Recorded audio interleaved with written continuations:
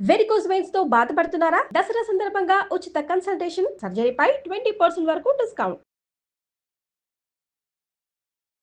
నమస్తే రమగారు. నమస్తే జయ. రమగారు, మనకి దసరా పండుగ శరన్నవరాత్రులు చేసుకుంటాం. అయితే తెలంగాణ రాష్ట్రంలో బతుకమ్మ చేస్తారండి. తెలంగాణ రాష్ట్ర పండుగ కూడా అవును. చాలా చక్కగా అందరూ గుమిగూడి స్త్రీలంతా కూడా చక్కగా చేసుకునే పండుగల్లో బతుకమ్మ ఒకటి. అవును. దసరా శరన్నవరాత్రులు ఎలా చేస్తాము, ఎప్పటి నుంచి మొదలైంది అనే దానికి ఒక చరిత్ర ఉంది. బతుకమ్మకు సంబంధించి కూడా కొన్ని చరిత్రలు ఉన్నాయి కదా, వాటి గురించి ఒకసారి మాట్లాడుకుందామండి. మహాలయ పక్షాల చివరి రోజు పెద్దల అమావాస్య, పితృ అమావాస్య, మహాలయ అమావాస్య, ఈ ప్రాంతంలో పెత్రామాస అంటారు దాన్ని. పితృ అమావాస్య లేదా పెద్దల అమావాస్య, అమావాస్య రోజు నుంచే మన బతుకమ్మ పండుగలు మొదలవుతాయి. మీ అమావాస్య నాడే మొదలు పెట్టడానికి గల కారణం ఏమిటి అనేది నేను ఎక్కడ సెర్చ్ చేసినా నాకు తెలియలే. మామూలుగా అమావాస్య మనకు పనికిరాదు. అవునండి, దేనికి పనికిరాదు. మన ప్రాంతంలో అసలు లేదు. తెలుగు రాష్ట్రాల వాళ్ళు అమావాస్యని ఎప్పుడూ ఇదిగా చేసుకోరు. కానీ పెద్దలకి పెట్టుకునే అమావాస్యగాను, అమ్మని కూర్చోబెట్టే అమావాస్యగాను ఈ అమావాస్య చెప్తారు ఈ ప్రాంతంలో, తెలంగాణ ప్రాంతాల్లో. ఈ అమావాస్య రోజున పెత్రామాస రోజునే అమ్మవారిని ఏర్పరుస్తారు. ఈ అమ్మని ఏర్పరచడానికి విగ్రహము వ్యవహారము కాకుండా పువ్వులే ప్రకృతి ఆరాధనగానే కనపడుతుంది మనకి. మట్టితోటి బొడ్డెమ్మని చేస్తారు, గౌరమ్మని. తర్వాత ఈ పువ్వులను ఇట్లా పేర్చుకుంటూ వస్తారు. ఎంత పెద్దగా పేరిస్తే అంత అందంగా ఉంటుంది. గునుగు పూలు, తంగేడు పూలు, తర్వాత ఈ సీజన్లో బాగా విరివిగా పూసేటువంటి రకరకాల పువ్వులని ఇప్పుడు కొనుక్కోవడానికి దొరుకుతుంది కదా. ఇప్పుడు అన్ని రకాల పూలు, బెంగళూరులో పూసిన పూలు, ఊటీలో పూసిన పూలు కూడా మనం ఇప్పుడు కొనుక్కుంటాం. పూర్వకాలంలో ఏమిటి, ప్రాంతంలో పూసిన పువ్వులని పసుపచ్చ పువ్వులు ఎక్కువ. అవును. ఆ పసుపుకి అలంకారంగా కాంబినేషన్గా తెలుపు, ఈ తర్వాత ఏమో ఈ కనకాంబరం రంగు, అదే తమాషా రంగు వస్తాయి గునుగు పూలు. ఆ రంగు పువ్వులని, తెల్లటి పువ్వులని పెట్టి ఒక రంగు అది, ఒక రంగు ఇది, వీటిని పేర్చి మేరువులాగా ఇట్లా పైకి తీసుకొస్తే ఈ మేరువు అనగానే మనకు ఒకటి స్ట్రైక్ అవుతుంది, శ్రీచక్రం. అవునండి, ఇది ప్రాకృతికమైనదిగా చెప్పబడుతుంది. గౌరి కూడా ఇప్పుడు మనం ఏ పండగలో అయినా సరే గౌరీ ఆరాధన చేస్తాం. ఏం చేస్తాం, పసుపుని బాగా కలిపి ఇట్లా కోపులాగా చేస్తాం, పసుపు బొట్టు పెడతాం 3 పక్కల. ఇది కూడా గౌరీ ఆరాధనే. అమ్మవారిని ఆరాధించే విధానాలలో ప్రాకృతికమైనది, ప్రకృతి సంబంధమైనది, కేవలంగా ఎవరైనా చేసుకోగలిగేది. మంత్రం, తంత్రం, వ్యవహారం, ప్రాణప్రతిష్ఠ ఏమీ లేకుండా సంతోషంగా 4 పువ్వుల్ని చక్కగా పేర్చి అందులో అమ్మని భావించి ఆమెకి బోల్డ్ అంతా సేవ చేసి సంతోషపెట్టి ఆమెను మళ్ళీ నీళ్లలో కలిపేసేయటమే ఈ పండగగా కనపడుతుంది. దీనికి ఏం చేస్తారు, ఇది స్త్రీల పండుగగానే కనిపిస్తుంది ఎక్కువగా. ఈ పువ్వులను పేర్చటము తొలి రోజు నుంచి ఆ చుట్టూతా స్త్రీలందరూ ఒక చోట చేరి సామూహికంగా ఆమెను ఆటపాటలతోటి గౌరీదేవిని అలరిస్తారు. రోజుకొక నైవేద్యం చొప్పున సమర్పిస్తారు. ఇది పెద్ద పెద్ద ప్రాంత వ్యవహారంగానూ ఉంటుంది. వేల మంది ఒకే చోట గుమిగూడి చేసుకుంటారు. ఒక లైన్లో, ఒక వీధిలో 10 ఇళ్ల వాళ్ళు ఉంటే 10 ఇళ్ల వాళ్ళు కలిసి చేసుకునేది గాను కనపడుతుంది. కుల విచక్షణ లేదు, అందరూ చేసుకునేదే. ఇందులో మంత్రతంత్రాల వ్యవహారం ఏం లేదు కదా. అవును. సులువు.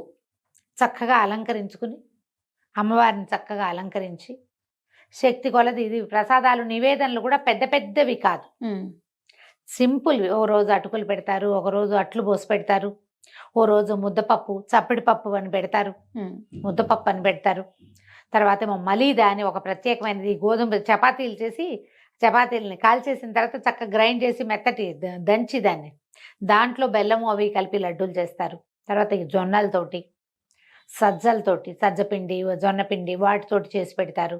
ఖరీదైన నైవేద్యాల వ్యవహారం అసలు కనపడదు, సింపుల్గా చేస్తారు. బియ్యపిండితో వేపకాయలు చేసి వేయించి వేపకాయల బతుకమ్మంటారు.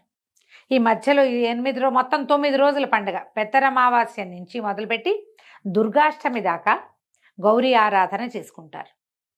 దుర్గాష్టమి నాడు ఆమె దుర్గా ఆరాధన మొదలు పెట్టుకుంటారు.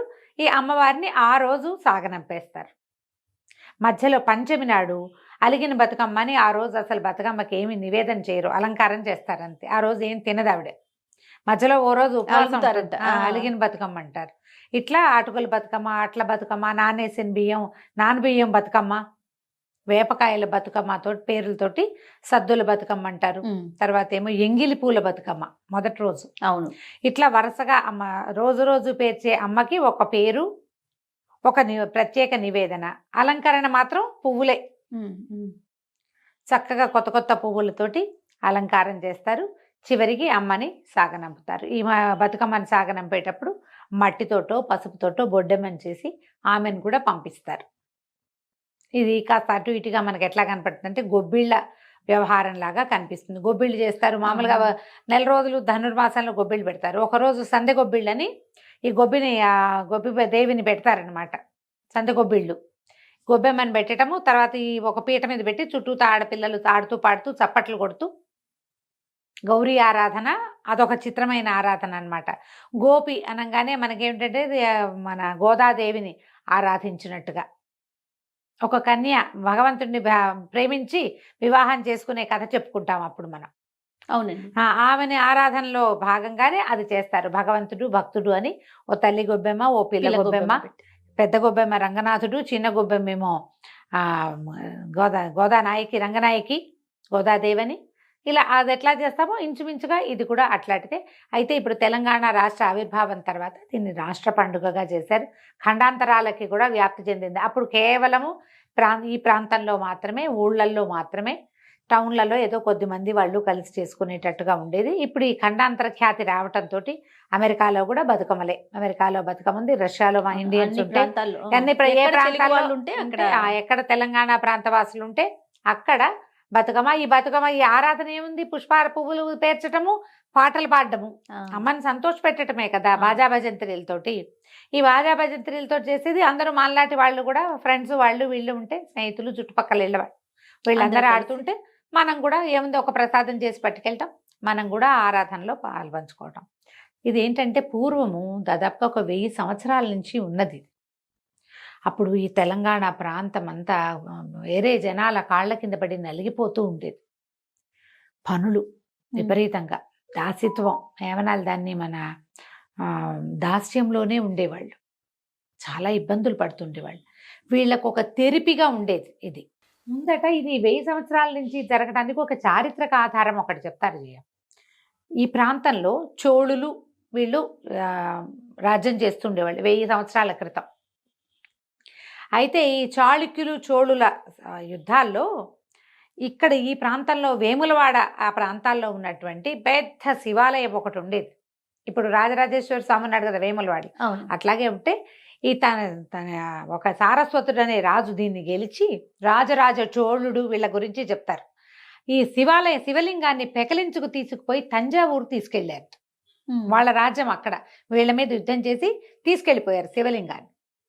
ఇది చాలా పుస్తకాల్లో కనపడుతుంది. ఇది ఎంత మటుకు ప్రామాణికమో నాకు తెలియదు, కానీ ఈ విషయం మాత్రం ఒక 5-6 చోట్ల నేను చదివాను. ఈ శివాలయాన్ని, ఈ శివలింగాన్ని, అతిపెద్ద శివలింగాన్ని తరలించుకుపోయి తంజావూరులో ప్రతిష్ఠ చేశారు. బృహదీశ్వరాలయం చెప్పుకుంటాం కదా.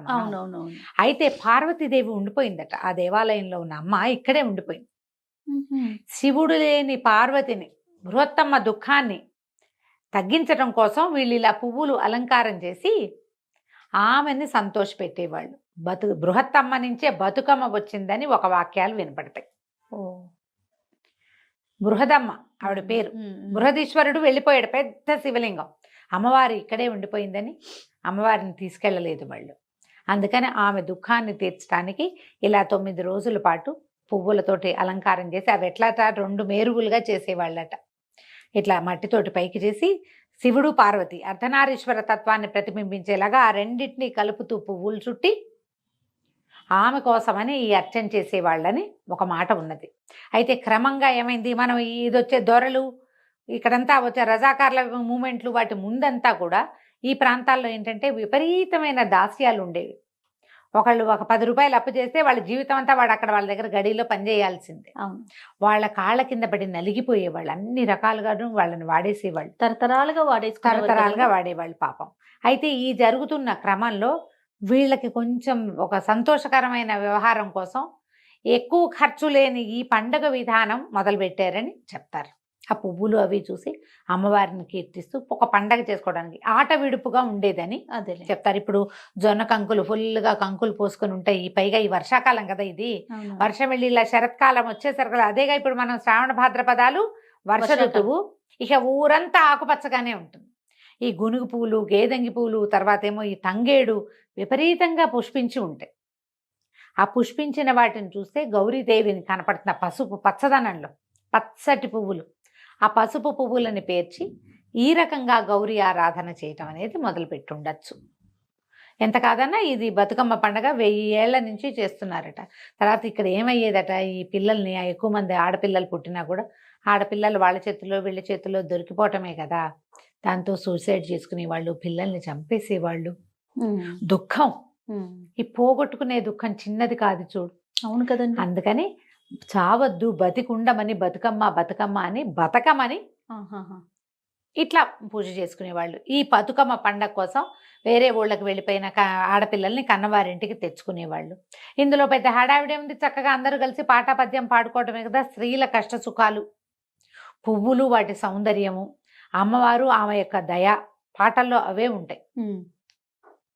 తలా ఒక్క పువ్వు వేసి తీరొక్క పువ్వు వేసి అంటారు, అంటే రకానికి ఒక పువ్వు చొప్పున ఒక వరుసలుగా పేర్చుకోవటం, పేర్చి తేలికగానే పూజ చేసుకునేవాళ్ళు. ఇప్పుడు క్రమంగా ఏమైందంటే తెలంగాణ సంపన్న రాష్ట్రంగా మారింది, అందరికీ పండగ చేసుకునే అవకాశం లభించింది. మనం సామూహికంగా పండగ చేసుకుంటున్నాము. వీడు ఎక్కడ కుదిరితే అట్లా చేస్తాం. చక్కగా అందరూ ఆడపిల్లలు అలంకారాలు చేసుకుని పుట్టిళ్ళకి వచ్చి, కోడళ్ళు ఉంటారు, కోడళ్ళు వాళ్ళ పుట్టింటికి వెళ్తే కూతుళ్ళు మన ఇళ్ళకి వస్తారు కదా, అందరూ కలిసి ఒకే చోట ఈ పండుగను జరుపుకోవటం ఆనవాయితీగా కనపడుతుంది. చుట్టుపక్కల ఇళ్లలో ఎవరైనా చేస్తే మీరు కూడా ఒక అడుగేసి ఒక దండం పెట్టుకోండి, అంతే కదా. మనం ఈ విధానం అంతా చేయలేకపోవచ్చు, మనకు రాదు, మన ప్రాంతాలకి రాదు, కొన్ని ప్రాంతం వాళ్ళకి రాదు, కొంతమంది చేస్తారు ఆ పండగ. ఆ పండగ చేసేటప్పుడు మన స్నేహితులు చేసుకుంటున్నప్పుడు మనం కూడా ఒక గౌరీదేవి పూజ తప్పిస్తే ఇంకా అందులో ఇంకా వేరేదేది లేదు. ఒక నమస్కారం చేసుకుందాం. బతుకమ్మకి జై. రైట్. నమస్తే గారు. నమస్తే జై.